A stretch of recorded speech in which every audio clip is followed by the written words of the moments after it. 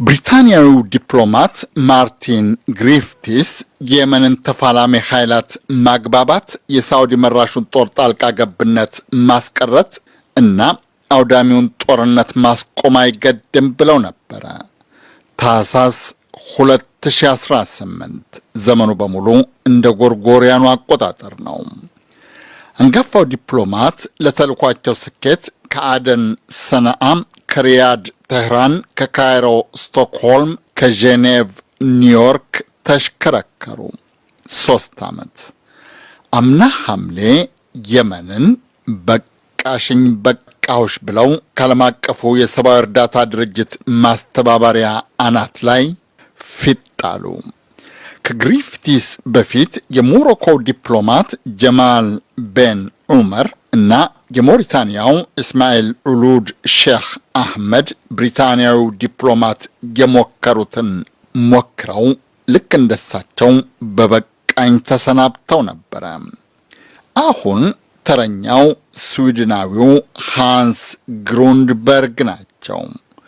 ዲፕሎማት ያው ስልጣን ይለቃል እንጂ ተስፋ አይቆርጥም። የመንም ያልቃል እንጂ ውጊያ አላቆመም። የየመን ማብቂያ ያጣሽ ጦርነት የአፍታ ዝግጅታችን ትኩረት ነው። አብራችሁን ቆዩ።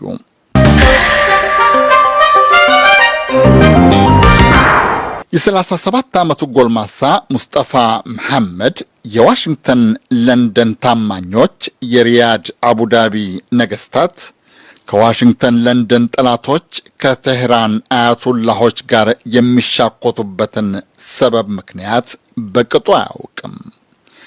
የሚያውቅ የሚያስተነትንበት አቅም፣ ዕውቀት፣ ፍላጎቱም የለውም።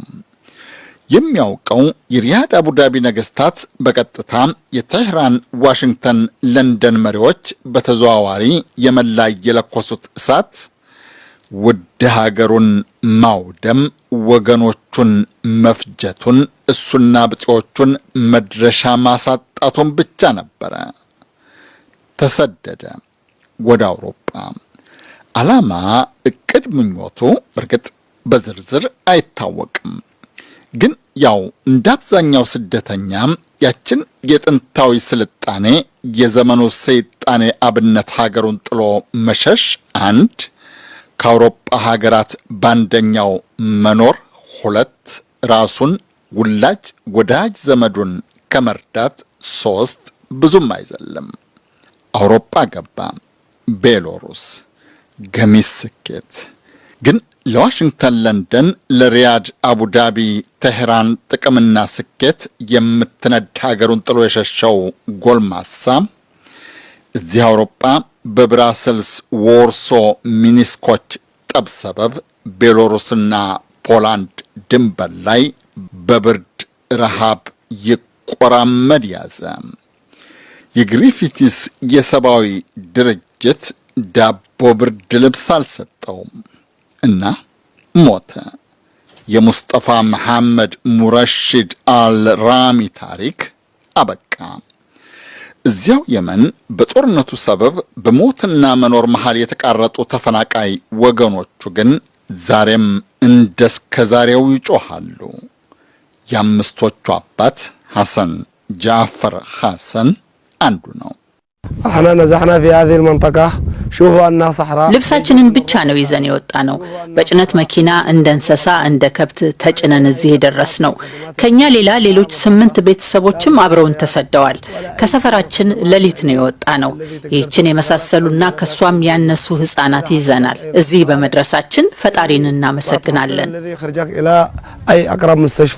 ሰሞኑን ጦርነቱ ካየለበት ከማሪብ ግዛት ተሰደው የደረሱበት በመድረሳቸው ፈጣሪያቸውን አመሰገኑ። የእህል ውሃ ሕክምና ጥያቄያቸው ግን ገና መልስ አላገኘም። ለጊዜው የሚረዳቸው የብሔራዊ ተቋቁሞ የሰብአዊ እርዳታ ህዋስ የተባለ የአካባቢው ድርጅት ነው። ሐሰን ጃፈር ሐሰን እንደሚለው ድርጅቱ በቂ እርዳታና መጠለያ ማቅረብ አልቻለም። نزحنا مرتين أو 3 مرات እየተሰቃየን ነው ወዳጄ። ገንዘብ የለንም፣ ገቢ የለንም። የምንቃመሰው እነሱ የሚሰጡንን ምግብ ነው። የሚሰጡን ምግብ በጣም ትንሽ ነው። ተጨማሪ ምግብ ልንጠይቃቸው አንችልም። ህፃናቱ ወተት፣ ብስኩት፣ ጭማቂና ሌሎች ነገሮች ይጠይቁናል። ምን እንስጣቸው? ብዙ ነገር ይፈልጋሉ። ብዙ ነገር፣ ከሁሉም በላይ ሰላም ይፈልጋሉ። ሰላም ግን የመን ምድር ላይ የለም። የሳውዲ አረቢያ ነገስታት መጋቢት 2015 የመንን ሲወሩ በሳምንታት ግፋቢል በወራት ዕድሜ ሰነአን ለመቆጣጠር ፎክረው ነበረ። የዩናይትድ ስቴትስና የብሪታንያ ዘመናዊ ጦር መሳሪያ፣ እውቅ የጦር አማካሪ፣ በሳል የስለላ መረጃ መዓልት ወሌት የሚጎርፍላቸው የሳውዲ አረቢያ፣ የተባበሩት አረብ ኤሚሬቶች፣ የግብፅ፣ የሌሎች 5 ሀገራትና የየመን ስደተኛ መንግስት ወታደሮች ያችን ታሪካዊ ውብ የጉጥ ስርጓጉጥ ሀገርን እነሆ ዘንድሮ ለ7ኛ ዓመት እያጋዩት ነው። ልዑል መሐመድ ቢን ሰልማንና ተባባሪዎቻቸው በወራት ዕድሜ ከሰነአ ጠራርገው ሊያስወጧቸው የዛቱባቸው የሁቲ ወይም የአንሳር አላህ አማጽያን ግን ዛሬም ከግማሽ የሚበልጠውን የየመን ግዛት እየተቆጣጠሩ ነው። በኢራን ይደገፋሉ የሚባሉት አማጽያን ከየመን አልፈው የትልቂቱን ሀብታም ሀገር ተቋማት እያጋዩም ነው። የሁቲ ሰው አልባ አውሮፕላኖች ባለፈው ሳምንት ብቻ 14 የሳውዲ አረቢያ ተቋማትን ወይም አካባቢዎችን ማጥቃታቸውን አስታውቀዋል። ሰሞኑን ደግሞ የየግንባሩ ውጊያ የአውሮፕላን ቦምብ ሚሳኤሉ ድብደባም ከፍቷል። ፉከራውም ተጠናክሯል። በሳውዲ አረቢያ የሚደገፈው የስደተኛው የአብድረቦ መንሱር ሃዲ መንግስት ጦርና ተባባሪዎቹ የሁቲዎችን ህልቅት ለመፈጥረቅ ተቃርበናል ባዮች ናቸው። እሱም ተራ ወታደር ነው። ለመዛት መፎከር ግን አልሰነፈም። ከሞቅባና በስተሰሜን ከሰቅም ፊት ለፊት የሚገኙትን ተራሮች ነፃ አውጥተናል። ወደፊት እየገፋን ነው። ሁቲዎች እየሸሹ ነው። ሳዕዳ ግዛት ከሚገኘው ጠንካራ ምሽጋቸው ማራን ተራራ እስኪደርሱ ደርሰን እየተከታተልናቸው ነው። واحنا بعدهم باذن الله الى جبال مران። ባለፈው ሳምንት ሰኞ ርዕሰ ከተማ ሰነአ ውስጥ አደባባይ የወጣውን ህዝብ ያስተባበሩት የሁቲ ባለስልጣናት ግን ጉዳያችን ከአብድረቦ ሃዲ መንሱር ወይም ከመሐመድ ቢን ሰልማንም አይደለም አይነት ይላሉ። ከዩናይትድ ስቴትስ እንጂ። በመቶ ሺህ ለተገመተው ሰልፈኛ ንግግር ያደረጉት የሁቲዎች የጸጥታ ኮሚቴ ሊቀመንበር ሜጀር ጀነራል ያህያ አልመህዲ የየመን ህዝብ የዩናይትድ ስቴትስ አገልጋይ አይሆንም አሉ። እጅግ ከፍተኛ ቁጥር ያለው የየመን ህዝብ ይህን የመሰለ ህዝባዊ መልእክት አንግቦ ዛሬ በአደባባይ የተሰለፈው በዩናይትድ ስቴትስ ድጋፍ የተከፈተና የተባባሰውን ጦርነት፣ የምጣኔ ሀብት ማዕቀብና የቀጠለውን ወረራ ለማውገዝ ነው። ጆ ባይደን ስልጣን ሲይዙ የመን ውስጥ የሚደረገውን ጦርነት ለማስቆም የገቡትን ቃል የሚያከብሩ፣ የሰንዓን አውሮፕላን ማረፊያ የሚያስከፍቱ መስሎን ነበረ። ያ ሁሉ ወሬ በሙሉ ውሸት መሆኑ አሁን ተረጋግጧል። የአሜሪካ መርህ አንድና በእስራኤል ደጋፊዎች ቁጥጥር ስር መሆኑ ታውቋል። አጥኚዎች እንደሚሉት በየመኑ ጦርነት 16 ሀገራት በቀጥታ ወይም በተዘዋዋሪ ይካፈላሉ። በርካታ ሀገራትን የምትመራና የምታስተባብረው አንዲት ሳውዲ አረቢያ ብቻ ለጦር መሳሪያና ለቅጥረኛ ወታደሮች በየቀኑ 200 ሚሊዮን የአሜሪካ ዶላር ትከሰክሳለች።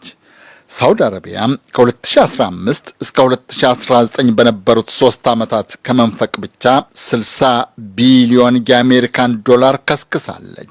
አብዛኛው ቦምብ፣ ጥይት፣ ሚሳኤሉ የሚሸመተው ስልጠና፣ መረጃ፣ ፕሮፓጋንዳ የሚገኘው ከዩናይትድ ስቴትስ ከብሪታንያና ከጥቂት ተባባሪዎቻቸው ሀገራት ነው። ፕሬዚደንት ጆ ባይደን ባለፈው የካቲት የየመንን ጦርነት ለማስቆም በእርግጥ ቃል ገብተው ነበረ።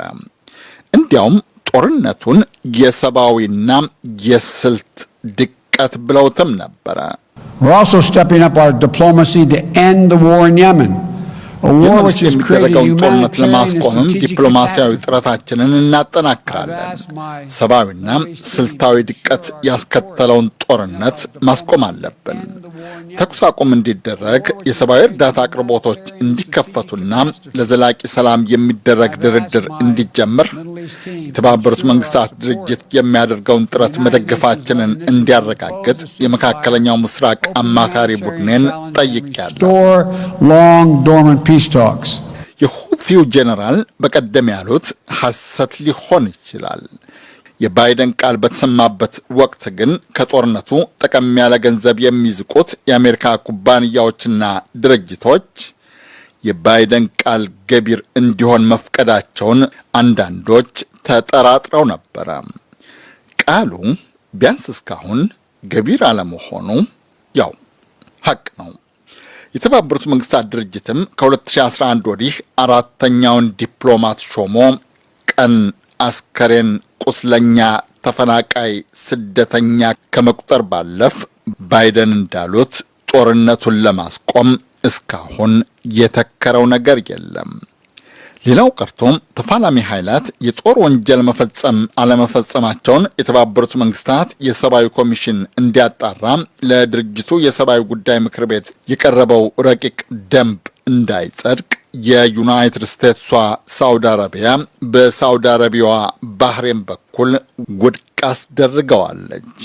ይሁንና ዓለም አቀፉ ድርጅት ዲፕሎማቶችን መሾም መሻሩ እንዳልገደደው ሁሉ በጣም በሚታወቅበት በጣም አሳስቦናል በምትል ውብ አረፍተ ነገሩ የደመቀች ምክር ማስጠንቀቂያውን ከመስጠትም አልቦዘነም።